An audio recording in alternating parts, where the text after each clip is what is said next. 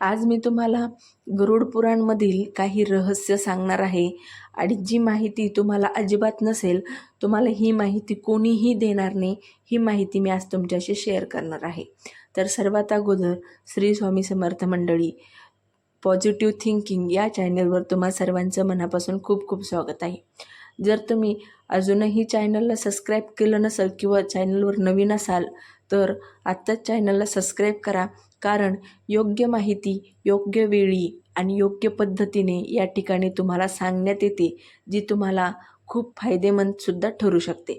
तर आज आपण मुलगी प्रत्येक घरात जन्माला का येते आणि मुलगी प्रत्येक घरात जन्माला का येत नाही आणि मोजक्याच घरामध्ये मुलगी जन्माला का येते हे आज आपण जाणून घेणार आहोत. याची संपूर्ण माहिती आज आपण जाणून घेणार आहोत. तर असे कोणते कर्म आहे ज्यामुळे मातापित्याला कन्यारत्न प्राप्त होते किंवा कन्यारत्न मिळते? प्रत्येक घरात मुलगी किंवा मुली जन्माला येत नाहीत. का येत नाहीत? तर गरुड पुराणानुसार आज आपण जाणून घेणार आहोत. तर प्रत्येक घरात मुली का जन्म घेत नाहीत? श्रीकृष्णांनी महाभारतात सांगितलेले आहे. तुम्हा सर्वांना नक्कीच ही माहिती माहीत नसेल, त्यामुळं व्हिडिओ जो आहे अगदी शेवटपर्यंत पहा. माहिती मी तुम्हाला छान अशी ही समजावून आणि एक्सप्लेन करून सांगणार आहे, त्यामुळं अजिबात स्किपसुद्धा करू नका. आजकाल आपण महिलांवरील अत्याचार वाढत असल्याच्या धक्कादायक बातम्या ऐकत आहोत, पाहत आहोत आणि वारंवार ते आपल्यासमोर येत आहे, ज्यामुळे महिलांच्या मनात असुरक्षिततेची भावना जी आहे निर्माण झालेली आहे. आजही महिलांना घरापासून बाहेरपर्यंत प्रवास करणे असुरक्षित वाटते. इतकेच नाही तर काही लोक असेही राक्षसी वृत्तीचे आहेत, जे जन्मापूर्वीच मुलीच्या आईच्या उदरात हत्या करतात. अजूनही कुठेतरी मुलगा मुलगी हे भेदभाव जे आहे सुरूच आहे आणि हे भेदभाव अजिबात न संपता झाले. आता हे जे आपलं कलियुग आहे, तरीसुद्धा हे जे विचार आहेत हे खूप भुरकटलेले आहेत. महाभारतात सांगितल्याप्रमाणे भगवान श्रीकृष्णाने भ्रूणहत्या जी आहे सर्वात मोठे पाप मानले आहे. पण तुम्हाला माहीत आहे का, प्रत्येक घरात मुली जन्माला का येत नाहीत याबद्दल श्रीकृष्ण काय सांगतात पाहूया. तर गरुड पुराणात काय म्हटलंय हे सुद्धा सविस्तर जाणून घेऊया. तर कन्यारत्न कसे लाभते? भगवान श्रीकृष्णांनी सांगितलं. हे देखील सत्य आहे की काही लोक अजूनही मुलींना ओझे मानतात.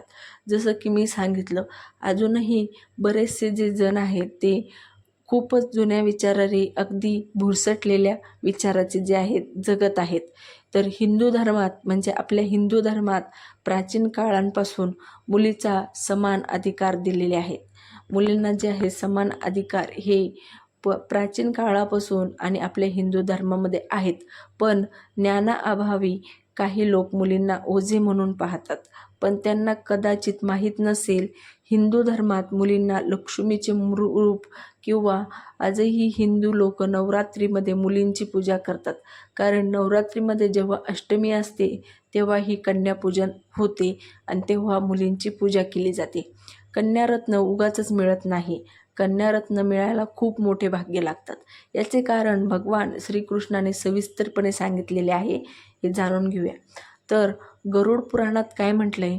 गरुड पुराणात एक कथा वर्णन केलेली आहे. या कथेत श्रीकृष्ण सांगतात की कोणत्या घरात मुलीचा जन्म होतो, म्हणजे कोणत्या घरामध्ये मुलगी जन्माला येऊ शकते किंवा कोणत्या घरामध्ये मुलगी जन्माला येते. कथेनुसार एके दिवशी अर्जुन आणि श्रीकृष्ण बसले होते. दोघेही जन्म मृत्यूबद्दल बोलत होते. म्हणजे त्यांची दोघांची जी चर्चा आहे ही जन्म आणि मृत्यूबद्दल चाललेली होती. त्याचवेळी अर्जुनने श्रीकृष्णाला विचारले की देवा, कोणत्या कर्मामुळे माता पित्याला कन्यारत्न मिळते? म्हणजेच कोणतं चांगलं कर्म केल्याने किंवा कोणतं वाईट कर्म केल्याने. आता इथे वाईट कर्म तर नसेलच, पण चांगलं कर्म कोणतं केल्याने मुलगी प्राप्त होते. म्हणजेच देव मुलीच्या जन्मासाठी कोणत्या घराची आणि कशा घराची निवड करतो हे सुद्धा, आणि ती निवड करतो तर करतो कशी हे सुद्धा खूप महत्त्वाचं आहे. तेव्हा श्रीकृष्ण हसत हसत म्हणतात, पार्थ, आज अचानक तुझ्या मनात हा प्रश्न कसा काय आला? अजून म्हणतो नारायण, मी विचार करत होतो की सर्व मुली लक्ष्मी असतात आणि देवी लक्ष्मी प्रत्येकाच्या घरी येत नाही. म्हणूनच मी तुम्हाला हा प्रश्न विचारला आहे. त्यावर श्रीकृष्ण म्हणतात, कोणत्या घरात मुलीचा जन्म होतो? श्रीकृष्ण म्हणाले, अर्जुना, कुणाच्या घरी मुलगा जन्माला आला तर ते भाग्यच असते, पण कुणाच्या घरी मुलगी जन्माला आली तर ती त्यांच्यासाठी सौभाग्याची गोष्ट असते. म्हणजे आपल्या घरामध्ये जर मुलगी जन्माला आली तर ह्याला दुर्भाग्य न मानता सौभाग्य मानायला लागा. आणि सौभाग्यापेक्षाही खूप मोठं भाग्य आहे ज्यावेळेस तुमच्या घरामध्ये मुलगी जन्माला येते. मुलं नशिबाने मिळतात तर मुली सौभाग्याने मिळतात. ज्या स्त्री पुरुषांनी आपल्या पूर्वीच्या जन्मात काही चांगली कर्मे केली त्यांनाच मुलीचे पालक बनण्याचा बहुमान मिळतो. श्रीकृष्ण पुढे म्हणतात, देव मुलीच्या जन्मासाठी अशीच घरे निवडतो जे मुलीचा भार उचलू शकतील, अशीच घरं जे आहे निवडतो. देव जो आहे जाणतो, काही लोक धनी असूनही जे मुलीचा भार उचलू शकत नाही, तर काही लोक असे आहेत जे गरीब असूनही आपल्या मुलींना मोठ्या प्रेमाने, मोठ्या मान सन्मानाने वाढवतात आणि वाढवू शकतात. मुलींसाठी चांगले पालक कोण असू शकतात हे विश्वाच्या निर्मात्याला आधीच माहीत असते. त्यामुळं प्रत्येक घरामध्ये ही मुलगी जन्माला येत नसते. ठराविक असे घरं जे आहे देवाने निवडलेले असतात आणि त्यामध्ये मुलीचा जो आहे जन्म होतो, सौभाग्याने मुलीचा जन्म होतो आणि त्या घरात लक्ष्मी येते. मुलींशिवाय सृष्टी अपूर्ण आहे हे आपण पूर्वी काळापासून ऐकत आलेलो आहोत, पण यावर आपण अजूनही अंमल करत नाही आहोत किंवा अंमलबजावणी होत नाही. मुलीशिवाय सृष्टी अपूर्ण आहे हे आपण कुठेतरी मान्य करायला मागे सरतोय किंवा मग मान्य करू शकत नाही. श्रीकृष्ण अर्जुनाला पुढे म्हणतात, कन्याच हे विश्व चालवतात. आता आपण चूल आणि मूल इतकंच जे आहे मुलीला बाईला ठेवलेलं आहे, पण असं नाही, कन्याच विश्व चालवतात. आपण पाहू शकतो की कितीतरी स्त्रिया आधुनिक पद्धतीने आणि कितीतरी स्त्रिया जे आहे खूप पुढे अगदी चंद्रावर सुद्धा जाऊन आलेल्या आहेत. तर ज्या दिवशी या जगात मुलीचा जन्म थांबेल त्या दिवशी हे जग थांबेल. मग काही दिवसातच हे विश्व नष्ट होईल. मुलीच आपल्या आईवडिलांना मुली म्हणून सर्वात जास्त प्रेम देतात. मग लग्नानंतर ती सासरी गेल्यावर तिथं सून आणि बायको म्हणून तिचं प्रेम वाटून घेते. त्यानंतर ती आई झाल्यावर सर्वस्व आपल्या मुलाला देते. मुलगा एकच कुळ चालवतो, पण मुली 2 कुळ चालवतात. म्हणजे मुलाचं जे आहे एकच घर असतं, पण मुलीचं सासर आणि माहेर हे दोन्ही घर असतं आणि त्या कुळांचा ती गौरव करत असते. स्त्रीच्या योनीत जन्म का होतो? म्हणजे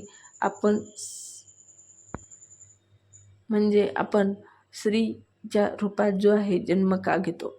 तर गरुड पुराणात सांगितले आहे की मृत्यूनंतर आत्म्याला त्याच्या कर्मानुसार दुसरा जन्म मिळतो. जे लोक मृत्यूच्या वेळीही स्त्रियांचा विचार करत असतात त्यांचा पुढचा जन्म जो आहे स्त्री योनीत होतो.